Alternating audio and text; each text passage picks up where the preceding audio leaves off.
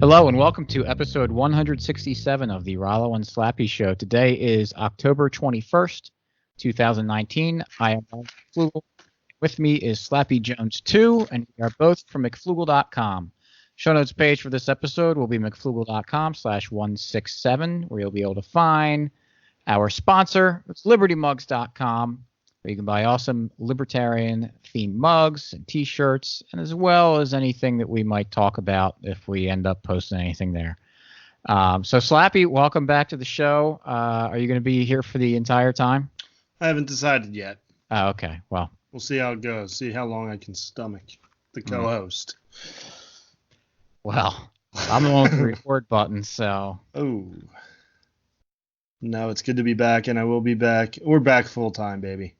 All right. So you get a full episode of Slappy Jones. Well, a lot of people just shut this episode off. No, but a lot of them just came back on too. You know it. You know our downloads are going to be up for this one. All those ones of people are very excited for you. Well, both of them will be back. All right, we're going to talk about China today. Right? That's our plan. The NBA in China. I think there's a lot of talking points or topics we could go with this whole NBA China thing. So I'm sure everyone knows this story by now. It's probably two weeks old or so, right? Yeah. Daryl Morey, the general manager of the Houston Rockets, either tweeted or retweeted something about supporting Hong Kong in their fight and for freedom, as they call it. And then there was a lot of backlash in China about it, and the NBA. And if you watch South Park, yeah, unbelievable timing on that episode. It was like the week before this happened. They had the episode about getting the China money. Yeah, they've been killing it this entire season so far. It's been spectacular with all the things they're making fun of. Yeah, well, they nailed this one.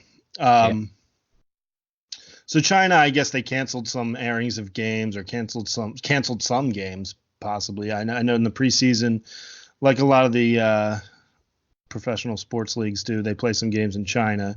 I know actually the Flyers played a regular season game over in was it Czech Republic? Yeah. Trying to spread the game around the world because those Czechs just don't have any hockey. Yeah.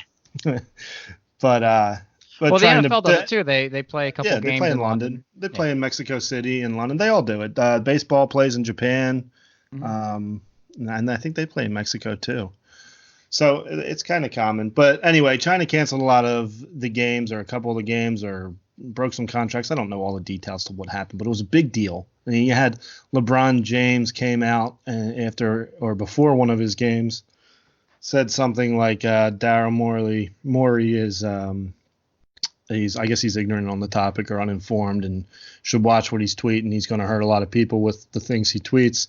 And obviously what he's referring to is that China money. Yeah, didn't he say something like that doesn't represent me? Yes, he did. He said I'm not talking about politics here.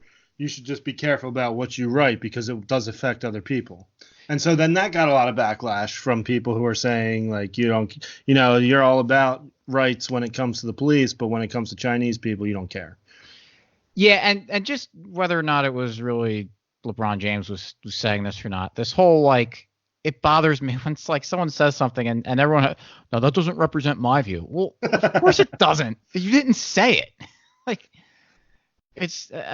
It just annoys me because it's like it's so stupid that anyone even would think that right. For anything, anyone who has any sort of association, someone says something and everyone else has to feel the need to say, well, it doesn't represent me. Okay, well, it's a shame that we live in a world where you have to say that. Yeah, well, and then his apology, or I don't know if it was an apology, a clarification, didn't really go well, and again, that got some backlash. I have that up. I'll read what he wrote. This is LeBron James. My team in this league just went through a difficult week. I think people need to understand what a tweet or statement can do to others, and I believe nobody stopped to consider what would happen. Could have waited a week to send it. Let me clear up the confusion. I do not believe there was any consideration for the consequences and ramifications of that tweet. I'm not discussing the substance. Others can talk about that. So then, of course, people replied like, "Oh, I'm so sorry you had a tough week," showing pictures of like the Hong Kong protesters getting beat up by police and stuff like that. Yeah. Do you have any thoughts on like who he was talking about, like being negatively affected by that tweet? Oh, himself. Okay, I'm sure of it. Himself and the other players who had contracts, who had deals. They probably get some kind of endorsements in China. Right. They probably get paid for their appearances in China, and China canceled a lot of them. Mm-hmm. Nike, I don't know. I mean, but I know, I'm sure he was talking about himself and his teammates and friends in the league. Well, isn't that like part of something that you should consider when you're signing a contract with someone like the Chinese government that you know are very like strict with their censorship stuff, that an outsider might who doesn't really have that doesn't have anything to do, well, doesn't have nothing to do with you, but has, not controlling you, says something and then they pull out. I mean, that's part of the risk of taking that deal. Yeah, and it's just some of the irony in the things that LeBron James said about saying Daryl Morey is uninformed, while LeBron James does try to be a champion for like, human rights. He always tweets his woke comments and stuff like that. So, and then people were like juxtaposing his tweets because he would say like, there's never a wrong time to speak up for the right thing or something along those lines. And then talking about this tweet and then putting pictures of the Hong Kong protesters up there. And while he's saying Daryl Morey is uninformed and shouldn't speak until he's informed, you think he might be like, let's find out what's going on there before I pick a side. Because obviously he doesn't know. I don't think LeBron James is. I mean, maybe he is a commie, but I don't think he is. I think he's just a basketball player, and he likes getting paid. And this cost him money, and he was not happy about it. Mm-hmm. I don't think he knows the situation in China. I don't know the whole situation over there.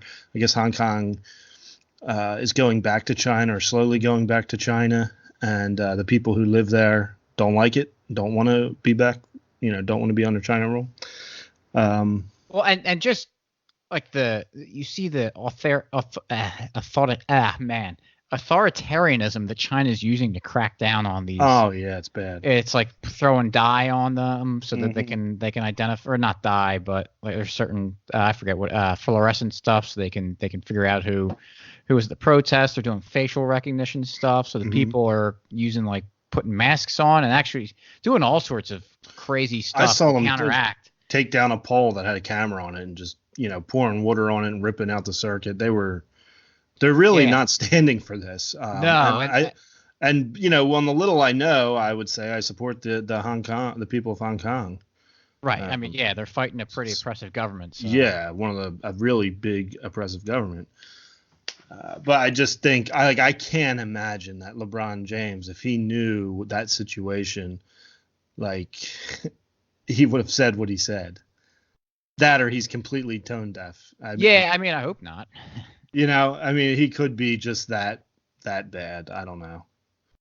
I mean, he's a person just like anybody else, and you just go on Twitter and see the real bad takes that people say very confidently. So LeBron James or anybody else who's maybe super rich and famous, they're susceptible to the same exact things. If you have something else to say, continue. But I was going to say, like, Yao Ming came out. Yao Ming played for the Houston Rockets. He's Chinese and lives back in China. And he came out and while we're talking about being uninformed, I saw he said, I believe he kind of criticized Daryl Morey. Yeah, I think you're right. And I think he kind of has to. They don't really have the same kind of freedom of speech. I don't know. Yao Ming had I'm sure he's proud of his Chinese heritage, and he lives in China. So, I don't know why, or what is, when I say I don't know why, I mean, I don't know what his reasoning is. His family's there. He likes it there. He grew up there. Isn't he working with like the Chinese basketball? I'm sure he is. Organization. I'll bet you he's trying to get a Chinese league, get more attention for basketball in China. Right. I don't know. I don't know what he does now. Which is fine. I mean, it's easy to go and criticize someone. It's like, oh, you went back to China and working with those commies over there. But it's like, well, it's his homeland. He probably wants to go back and bring some back of what he had success in coming to the U.S., bring it back and try to share it and uplift his people that he likes and lived around for a lot of his life. So I don't think there's anything wrong with that. Now, if he's a, flat out gopher for the Chinese government, that's not good, but I doubt that's the case. I doubt it, but you also, if he is, okay, on July, okay, never mind. I'm trying to see what he's doing now. I don't know. But let's say, I mean, if he's working somehow connected to the government for basketball, he can't come out and make a stand against the communist government. Oh, yeah. You know what I mean? So, it's like Michael Malice often talks about North Korea, and he says when you see them out in public, they're all saying how great the government is, but you can kind of see their eyes, and you see certain people who distrust it, and if you could ever get them alone, he'll tell you that they don't have nice things to say. Mm-hmm. But when they're out there, when they're in public, if there's a camera or a reporter around, it's always the dear leader's the greatest. They will never, ever say anything other than that. And there was a documentary it was an HBO, I think, or maybe Netflix, where Lisa Ling, a reporter, she went over there to North Korea, and that's the same thing. They were doing some kind of surgery. She was there with a doctor who was doing some eye surgery for people, and every single one of them, who you see them living in these awful conditions, talk about how great the dear leader is and how much they love the dear leader. And that was one of the things she brought up, is she can't tell. She's like, are they just saying that because there's a camera on? Because I don't believe them. Right. But that's the case. You can't be on film saying negative things about the communist government. So I don't really fault Yao Ming for standing up. Sure. For his guy. I mean, there's certainly a lot of pressure, but the NBA, because I know where you want to take it. Before we go there, the NBA has been like kind of not, I don't want to say cracking down, but have been, not. I'm sure there won't be many more players voicing opinions on that situation. Yeah, didn't they kick some people out of games for? They did. They kicked someone out in Philly. Yeah. I'm assuming she was Chinese. I don't know. Maybe she was from Hong Kong. Holding signs that said "Free Hong Kong," and they got ejected from the arena. Yeah, and of course, it's people want to say, and there's a couple. It's an interesting subject, as we'll get into. I know a lot of people want to say like, well, it's a private company, they can do whatever they want, but at the same time, I mean, it's pretty crummy to do. We live in as bad as our government is, as bad as the cops are, as bad as the military is, we still have it pretty nice here, especially compared to countries like North Korea and China. So it's nice to be able to celebrate some of the things we have, and to see major American companies not reflect those values somewhat. Doesn't sit quite well. I mean, I'm not the 76ers in the NBA are free to kick out whoever they want from a game. I don't think anyone who's a libertarian is going to argue against that, but it's perfectly reasonable to look at someone getting kicked out of a game for holding up a sign that's supporting Hong Kong protesters that are getting, brutalized in the street by the Chinese police, and sit there and be perfectly comfortable with it. And for all I know, and yeah, I know, I agree. But the NBA may have a policy too that's like no political signs. Because I don't generally see political signs at NBA games. Right. But I don't know. And, this is a particularly bad one. Right. Well, the Chinese government it's not like vote for Trump versus vote for Hillary or whatever. Yeah, it was kind of an interesting thing between like the NFL and the NBA, how they treated the Colin Kaepernick thing, where it was pretty much like they kind of let him do his thing, right? There wasn't from. Well, it depends on who you ask. I mean, Well, he continued to do his kneeling. He was never suspended for it. Right. Never officially. I mean, people will say he didn't have a job because of it, and I'm sure it played a part. Sure. When you bring baggage, which he does, whether you like it or not, whether you agree with him or disagree with him, which one of our early episodes was on Colin Kaepernick, I believe. Yeah, it was. Don't go listen to it. It was really bad, probably. Yeah. It was one of our very first episodes. But I don't think it's like some grand conspiracy to say like, oh, they're blackballing him because of his views. Because you look at Antonio Brown, who is one of the best receivers in the league, and he is not playing on a single on any NFL team right now because of the baggage that he brings. Right. So just because you say that Colin, and I don't think Colin Kaepernick was a decent quarterback, I think. I don't think it's a travesty that like. I don't look around the league and say like, oh, Colin Kaepernick should be the starting quarterback over this guy, especially considering he's been out of the league. Right now he's been out of the league a few years now. Yeah, you can't just like walk off the street and strap on some pads and start, or even be a backup quarterback, and especially being a quarterback. I mean, there's a whole lot that goes into that. But regardless, have a nice year the 1 year, but I don't think he's that. I think with the baggage he has, like, for example, the Eagles have Malcolm Jenkins, who put his fist in the air. Now, I know Kaepernick was the face of these protests. For all I know, Malcolm Jenkins still does it before the games. Mm-hmm. But he's a pretty good player, and it did bring some attention to the Eagles. He said he's not going to stop, and it did bring attention, and it was in the news, and he may continue to do it. He might not. I don't know. It's kind of a non-issue. Yeah, and at the same, but too, I don't think, Malcolm Jenkins did that, but I think he's pretty well respected on the team and around the league too. Oh, absolutely. So I don't think and I don't want to say that Kaepernick was causing problems in any locker in the locker room, but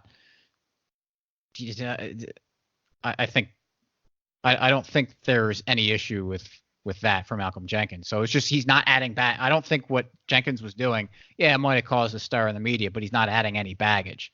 No. Doesn't, and that's what they care. I mean, I don't think if there was like a super conservative that was saying all sorts of just repeating I don't know, Rush Limbaugh lines all the time, and it was causing a problem, they would probably react the same, and it was the same kind of situation as Colin Kaepernick, same kind of player. It would probably have the same result. Yeah. I mean, like, it's not worth.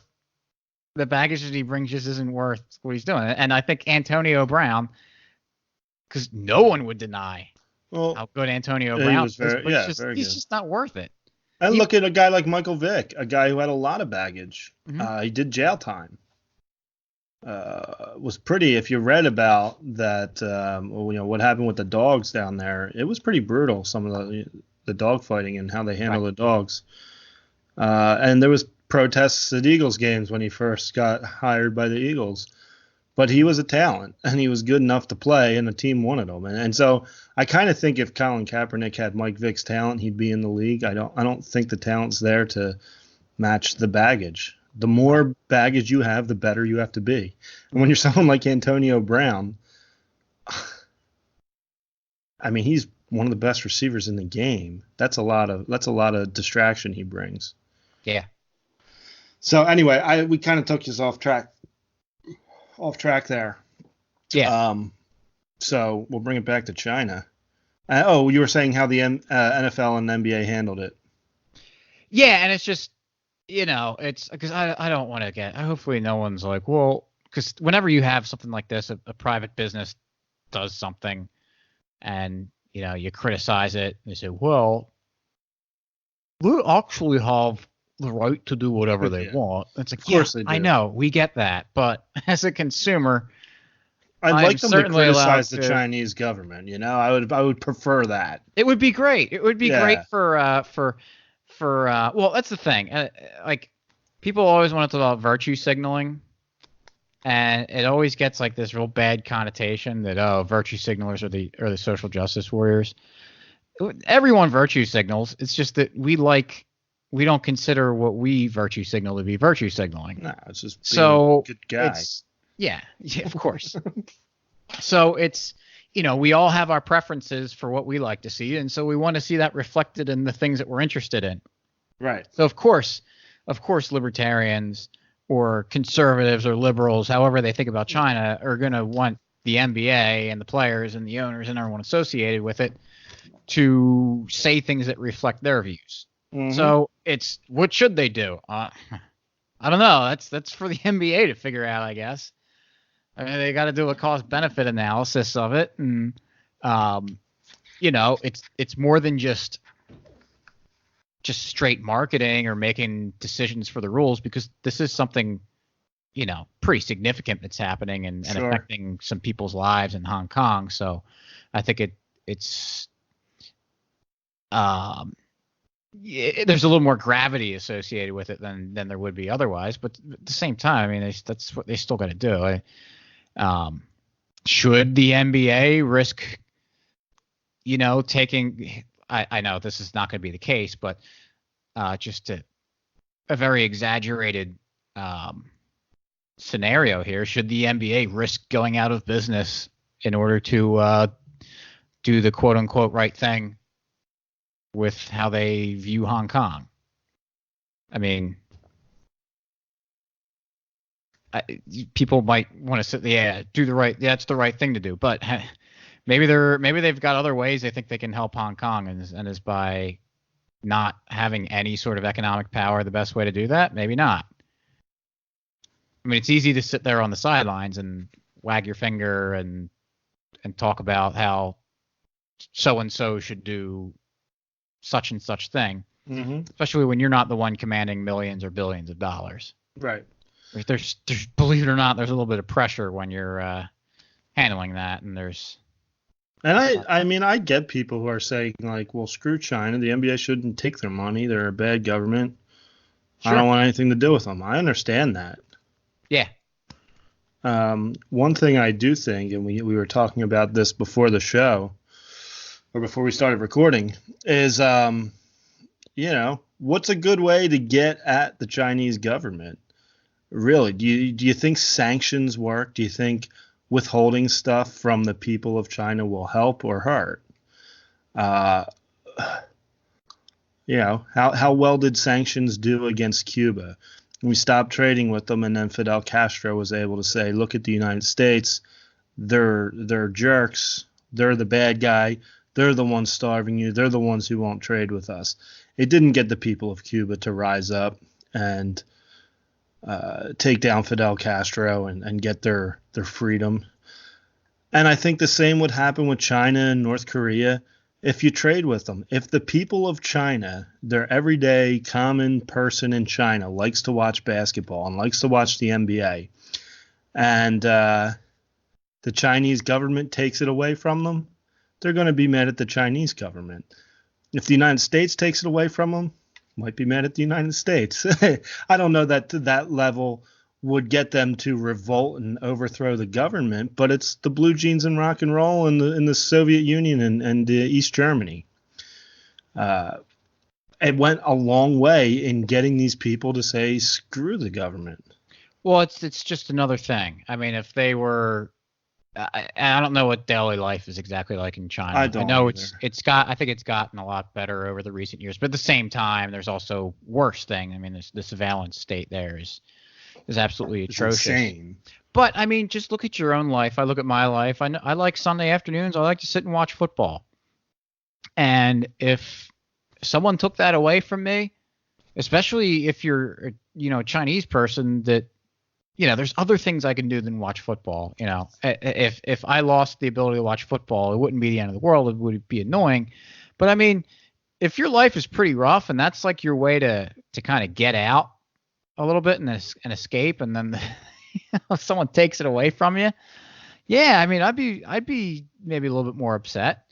And from what I understand, basketball in China is growing like exponentially. Mm-hmm. So it's one of those like I don't want to say fads, but it's like really popular there right now.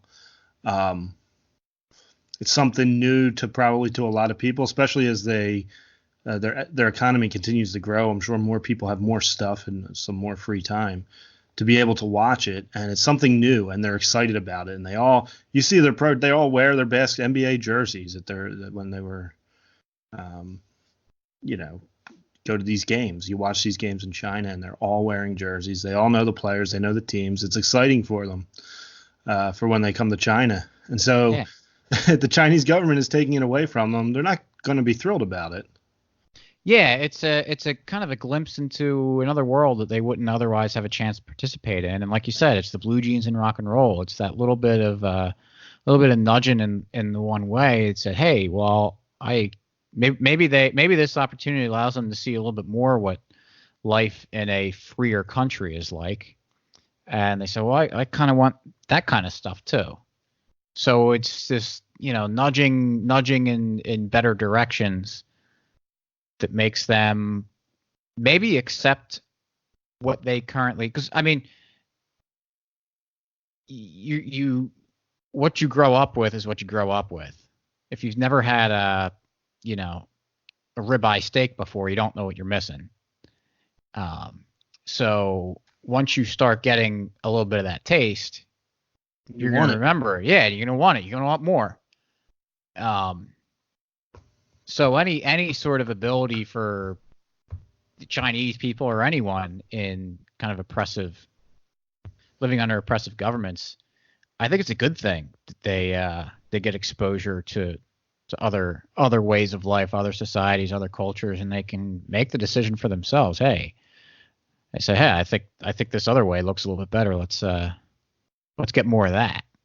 So it's very easy. And until you brought it up, I guess it was popped in my head like, well, no, it's good that they're getting basketball exposure, but you really kind of brought the point out a little bit more that it's not so obvious that the NBA shouldn't or any other business. There's a lot, and South Park was ripping on a lot of businesses, whether Disney and other things, and regardless of whether I agree with it, it was hilarious what they did. It was a funny episode. I don't mean to criticize South Park. They're making a comedy show.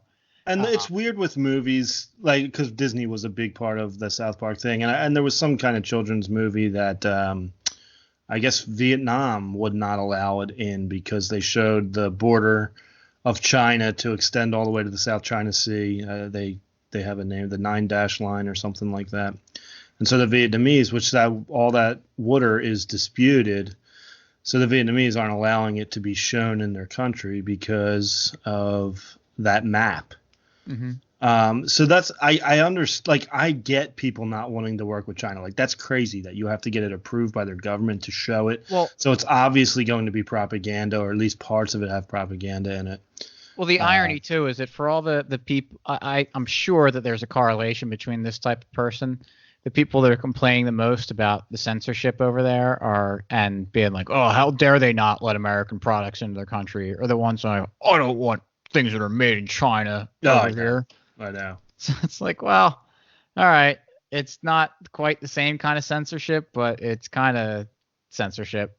And it's also, this kind of the same point when we talk about sweatshops in third world countries and paying them a living wage. Well, No, exactly. Because the thing, we would like to live in a world, and when we talk about a lot of stuff, a lot of it's in theory and what we would do if we didn't have certain things going on.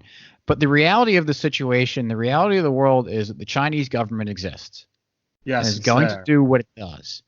And we can die on a certain hill, and that's fine if that's what you want to do. But I don't know that it's that decision to be so strictly holding on to certain principles is really the best thing to do. Not to say I'm not saying be unprincipled or whatever, but there's certain realities you got to weigh in because I don't think that there's a perfect decision. I don't think that there's one way or the other is necessarily one's way more right than the other one is. It's murky. It's dark. It's difficult to kind of see through it. And if your heart's in the right place, I think that's what matters a lot. Now, it doesn't totally Right, of someone for making a bad decision, but I think it matters in how you should judge them with Sure. it. And it's not like we're talking about like a theoretical, oh, well, did this person violate? There's two options. One, you violate the non-aggression principle, and the other one is you don't violate the non-aggression principle. And there's, you set it up so it's obvious that not violating the NAP is the most productive thing for everybody involved, and the NAP violation, and you can see how it's destructive for everyone in the long run. I mean, that's easy to do, but we live in a very complicated, messed up world, and so I think it's important to take that step back. Well, you saw Poverty Inc. Did you? Mm-hmm. That documentary. And remember they were talking, it was somewhere in Africa, and they were talking about the shoemakers. And one of the lines I remember the guy saying, and he was just talking about his town. I don't remember who he was, but he said there's several examples of third world countries that have become first world countries by, working, by building. But there are no third world countries that became first world countries through charity. And so, the point where that ties in, and when we're talking about the living wages, is these people had shoe factories where they were making shoes for the people of their town. They weren't getting paid a whole lot, but they were working and they were building and they were taking pride in it. And then there's a what's that shoe company called? They donates the shoes, Tom's Shoes. And the guy said, it's very nice. It's a nice gesture. It's a nice idea to give us all these shoes, but you put the shoemaker out of business. Mm-hmm. So now he becomes dependent on this charity instead of doing what he was doing, which is building capital in his own town. So I know it's not perfect. It's not like, we're not just saying pull yourself up by your bootstraps. There is a need for charity and there's a place for it. But these guys who are making very low wages are making those wages because they have no other options. Right. And wasn't there like an Oxfam study that said their other option is prostitution? Yeah. What was was it Vietnam? There's a Southeast Asian country where they put an end to child labor. And most of the kids, a lot of kids either starved to death or went into prostitution. Right. Like everyone's patting themselves on the back, and that's why it's obvious that when the state does something, it's normally going to end very badly because you just completely eliminate certain options. So it really makes. I mean, the NBA making decisions on their own about it. It doesn't have that. It's not like this draconian law that goes down on everybody that you get thrown in a cage if you violate it. Right. Maybe the NBA fines a player for doing whatever, but it's not as drastic. It's not as cut and dry about what you can and can't do. So I think there is I want to draw that distinction from what I was saying before, that it's like, well, it's not obvious what you should do. But we could be pretty confident that states are normally going to make. When the government does it, it's probably going to be bad. Right. Just because they don't have the accountability of the market to keep them in check. Yeah, another LeBron James point is there was rumors too, because it was a closed door meeting, I guess, but he wanted Morey to be fined or punished or suspended. Because now this is a rumor. Unless it's been shown to have happened, I don't know. Because he cost the NBA money, and he's saying if a player went out and did something stupid and cost the NBA money and reputation around the world, that player would be fined or suspended. And I don't know what the rule is on that. I don't know how often that happens. I mean, if they violate a league policy, they would be subject to, I guess, being fined or disciplined. But I would think that owners or anyone who owns a franchise or is involved in certain ways. He's in the front office. He was a general manager. Oh, okay. But still, I mean, they're still subject to certain rules of the league, and I'm sure the league could have him removed if or he disciplined. Violated those rules. Yeah. Right. I don't think a tweet like that would rise to that level, but I don't know. Maybe there will be rules now. I just think the irony in that first statement LeBron made when he was being interviewed, talking about being uninformed, I thought was funny, because I just don't think he had any clue what was going on in Hong Kong. Mm-hmm. That's my guess. Yeah. Well, he kind of said like, well, I don't want to say anything about the situation, but he's uninformed. Well, you did just say a lot about how you apparently feel about the situation. I mean, but who knows? He'll be laughing. Well, not really, since he's no longer quite as wealthy as he would have otherwise been. So that's true. No, I think he's doing all right though. I think he'll get by. Yeah, maybe. Despite the rough week. It's really rough week. Yeah. Well, it just shows how out of touch some people are. When he lives in a different world than I do. I don't have millions of dollars riding on China liking me. Right, yeah. So it's just he's in a different world. He doesn't know our world at all. He's gone from that. Yeah. He grew up in Akron, he left that world behind. Yeah. Rode his tractor off from the sunset of the NBA. That's right. Took his talents to Southern California. Yep. Speaking of protests and tractors, do you see what's happening in is it in the Netherlands or something? Is there a tractor protest? Yes. Stop. No, there is. The government instituted some sort of like environmental law or something, and I guess it negatively affects farmers pretty bad, and they just has like to be Google. Netherlands? I think it's the Netherlands because I think they're Dutch farmers. Yeah. And they just got all their tractors. I searched Netherlands tracked, and the first thing is Netherlands tractor protest. Yeah, and so they drove all their tractors to the capital and just like clogged up all the roads there. Yeah, and there's video of this. This actually happens. Rows and rows and rows of tractors, looks like it's like a mile long of just street just full of tractors. It's great. Uh-huh. Tractors block The Hague as farmers protest. They're very useful. You can do a lot of stuff with a tractor in a protest. Take down the government. Was it in there? What country was it that the other farmers protesting? They brought the tractors in and they brought like the tanks. They hooked tanks to tractors full of like liquefied horse and cow manure and started spraying the Capitol building with it. Wow, I don't know. I'm not up on tractor news, but oh well, you should be because they are obviously the most powerful tool that you can use to fight the state with. Unfortunately, Bitcoin doesn't fix everything, but tractors do. That's what it seems like. They have pictures of tractors on a highway, blocking the entire highway, what looks like for miles. Yeah. You see, you guys make fun of me. You guys want to throw cucumbers at the White House, but what you got to do is everyone's got to get a tractor, and we're gonna drive to Washington, D.C. Crack down on nitrogen emissions from livestock and farming operations. The angry farmers snarled traffic for hundreds of miles in what has been called the Netherlands' busiest morning rush hour. Brightly colored rows of tractors rolled slowly down main roads all morning on Tuesday. Wow.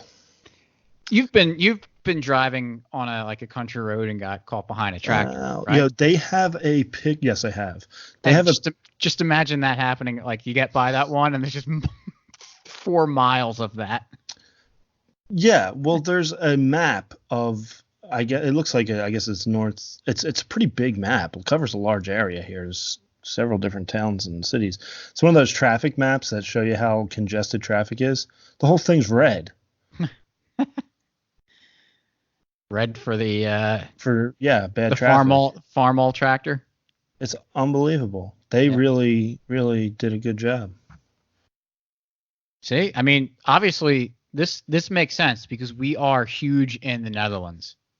We have an incredible Dutch audience, and I was always kind of wondering how that was going to culminate into something. And that's what it did. Mm-hmm.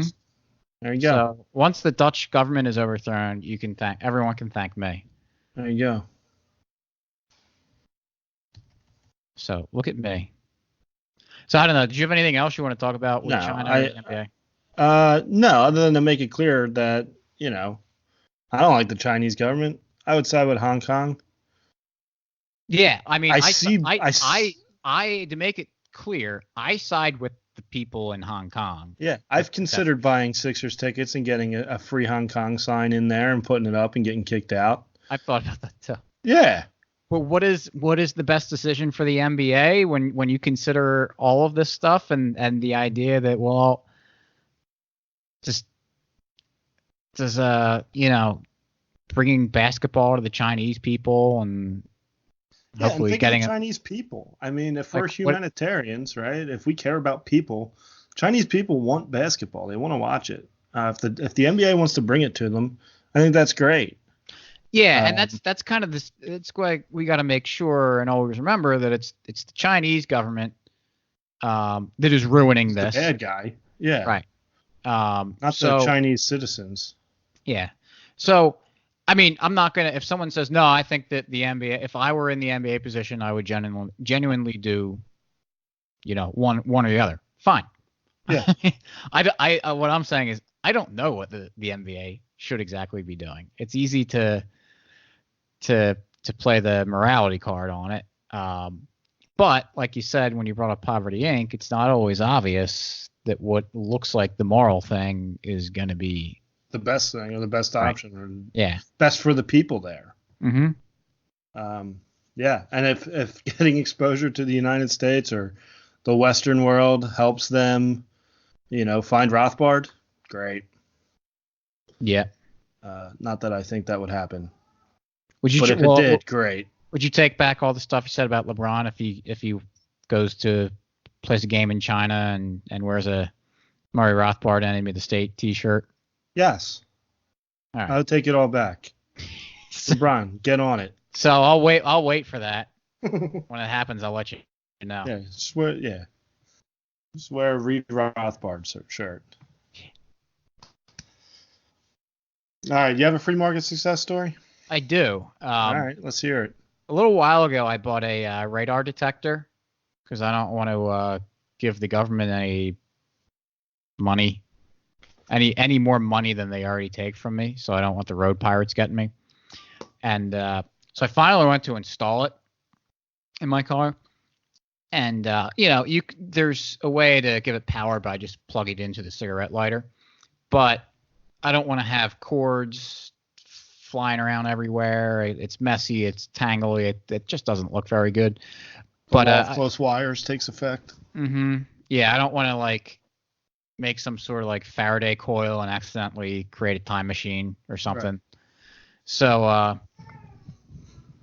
I bought a kit when I bought everything else that you can splice into, not really splice, but hook into your the electrical on your rear view mirror. So there's there's two little probes on wires that you plug into the normal power connector on the radar detector, and it's got a positive and a negative lead that you stick into the plug. And it's not the easiest thing in the world to do. Also, I'm trying to do this in my garage, so I don't have the greatest of lighting in there. Trying to get a light up in there under the rearview mirror and holding a phone in there while also holding the connector in there and the wires. And long story short, well, not really. I already told the whole story. But I on the negative lead, I snapped the lead off. And so I was like, well, I could like try to solder this. I'm like, I could buy a new one, try to solder it back on. But I was looking around online looking for ways people did this. And there's this other company out there that has this part where instead of trying to, smash the leads into where the wires connect in on the plugs, they sell this little like pup piece that you unplug the plug, install their plug. It's got a male and female plug. Mm-hmm. And so you plug it in through there, and it just has the two wires coming off of that plug into your thing, plug into the radar detector to give it power. So you don't have to try to do the weird smashing a wire into a plug. You just have another set of plugs in there. Did that make sense? Yeah, sure. Okay. There's a word to say what that little pup piece is. Yeah, I know. Pup piece is more relevant for piping, but it's the same kind of idea. Electricity is pretty parallel to piping systems. Actually, the water. So. Yeah. You should mix them. Yeah. Electricity and water. It's great. Recommend it. So that was good. It's just someone came up with a solution, and it cost a little bit of money, but it was worth it to me. So yeah, it's just funny to think, like, you're thinking I got a problem here. How can I solve it? Well, someone else came up with it already. Yeah. So thank you to I think the company's DIY 5Gen. Hey. They make a lot of aftermarket stuff for cars. So they solved my problem. Sweet. Well, I'm assuming they have. I'm still waiting for it to get delivered. But you want to send them your first speeding ticket? I hope not. Good. Oh, you mean not them. I would, I guess, for the radar. Yeah, radar company, I guess. Yeah. Although it would be, whatever.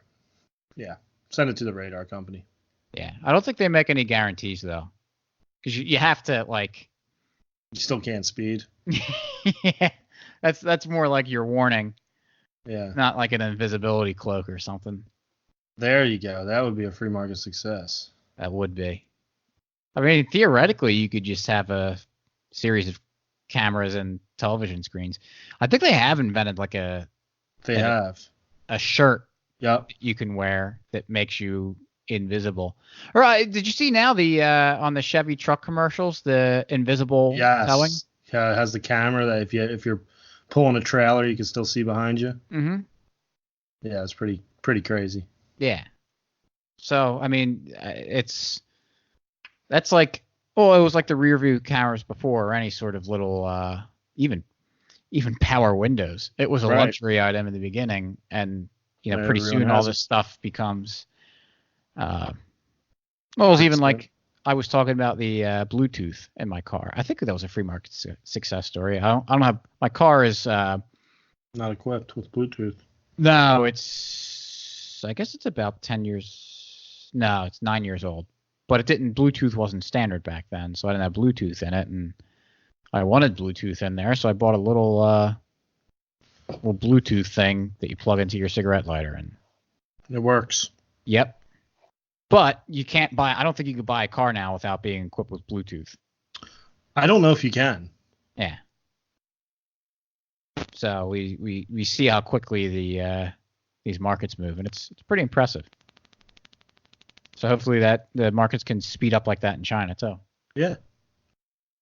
And hopefully basketball can help it.